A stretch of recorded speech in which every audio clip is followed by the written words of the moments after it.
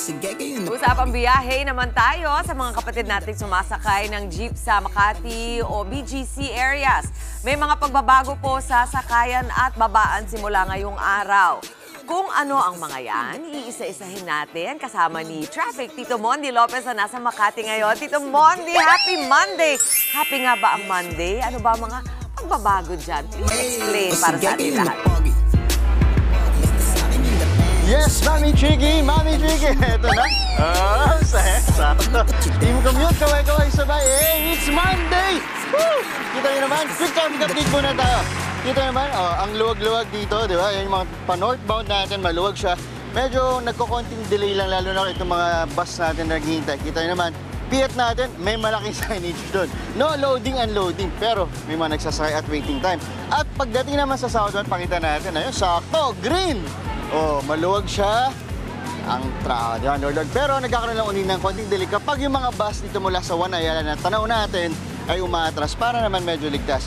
At dito naman dito sa area na ito, sa may MRT Ayala, yung mga kapatid natin, ayan, mga riders natin, mga nag-aabang sa mga magbubuk sa kanila. At sakto nga dito, pakita natin, ito, lalakad ako. Ayan, pakita natin. Pakita natin, kita nyo ba ako? Ito, ayan, ito pagbaba ng MRT Ayala, ayan, ito na, may harang kasi, dahil bawal yung sakayan. Wala naman masyadong rush hour movement kasi nga ngayong araw daw ipapatupad na Ayala Management yung tinatawag nilang terminal reshuffle nila. Yung mga babiyahe, pakita natin, ito, yung mga babiyaheng papuntang market dito na rin sa McKinley Exchange Corporate Center Terminal o yung Telus Terminal.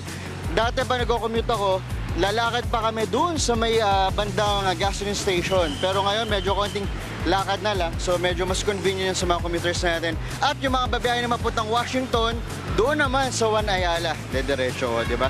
Kaya naman mga kapatid, di ba? Take note nyo yan, maigi. Dahil yung One Ayala, ulitin natin ha, yung Washington sa may One Ayala at yung market dito sa may Telus Terminal. Okay? Yan muna ating morning biyahe update.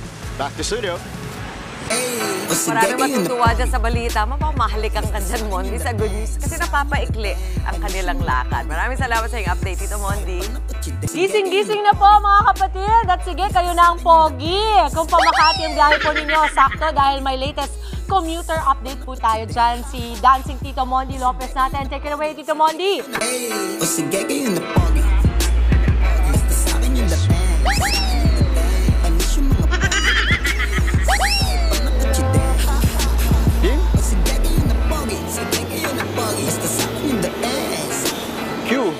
Yes, Mami Dims! Good morning sa'yo. Ito na, tayo. Team Commute, kaway-kaway. Sabay, ayan. Nandito pa rin tayo sa may MRT Ayala.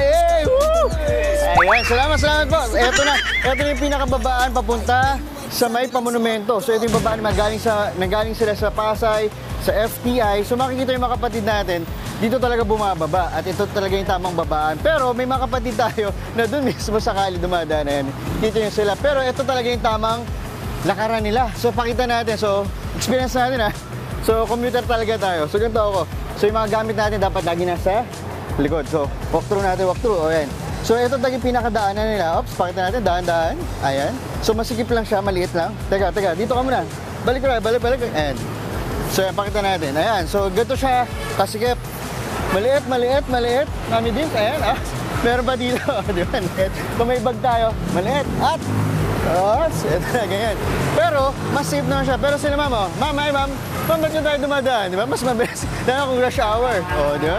Pero mas mainam na dito tayo para safe sa Sagi. At saka ano ba, no? Ayan, ganyan, pihit. So, ganito yung lalakarin nila.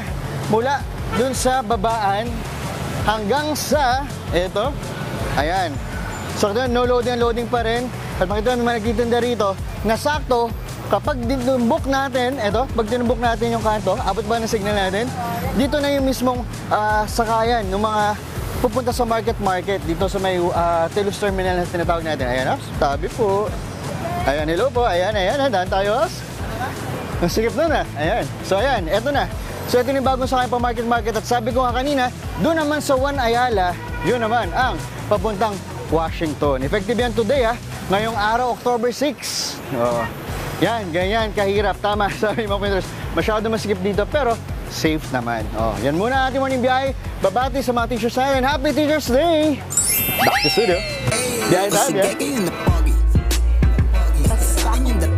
Thank you, Tito Mondi! Mga kapatid, Mondi Lopez po, manatiling updated sa lagay ng trapiko sa mga pinakaabalang kalsada sa Metro Manila. Mag-follow at subscribe na sa social media pages ng News 5.